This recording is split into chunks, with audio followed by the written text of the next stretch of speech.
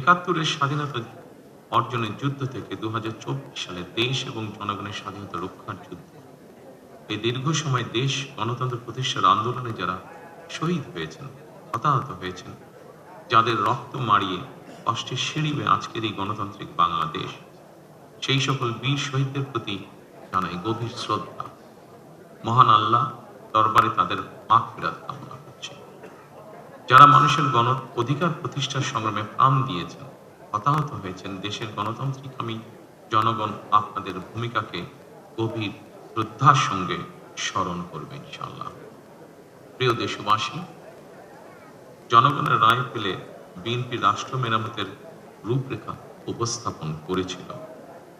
অন্যান্য গণতান্ত্রিক দল এবং সারা দেশের জনগণের সঙ্গে মত বিনিময়ের মাধ্যমে 31 দফা প্রণয়ন করেছিল। 31 দফার আলোকে ঘোষণা করা হয়েছে দলীয় ইশতেহার। একই সঙ্গে কয়েকটি বিষয়ে নোট অফ ডিসেন্ট দিয়ে বিএনপি জুলাই সনদেও স্বাক্ষর করেছে। আমরা জনগণের কাছে প্রতিশ্রুতিবদ্ধ, প্রত্যাশিত প্রতিটি অঙ্গীকার পর্যায়ক্রমিকভাবে বাস্তবায়ন করব ইনশাআল্লাহ। সারা দেশে বাংলাদেশ জাতীয়তাবাদী দল বিএনপির সর্বস্তরের নেতা কর্মী সমর্থক ছাড়াও দেশের গণতান্ত্রিকামী জনগণের সামনে আজকের এই সময়টি অত্যন্ত গুরুত্বপূর্ণ এবং আনন্দের। এমন এক আনন্দঘন পরিবেশে আপসীন দেশনেত্রী বেগম খালেদা জিয়ার অনুপস্থিতি আমাদেরকে করেছে ভারাক্রান্ত। রাষ্ট্র ও রাজনীতিতে জনগণের অধিকার প্রতিষ্ঠার এমন একটি গণতান্ত্রিক সময়ের প্রত্যাশায় তিনি ফ্যাসিবাদের বিরুদ্ধে আপোষহীন লড়াই করেছিলেন।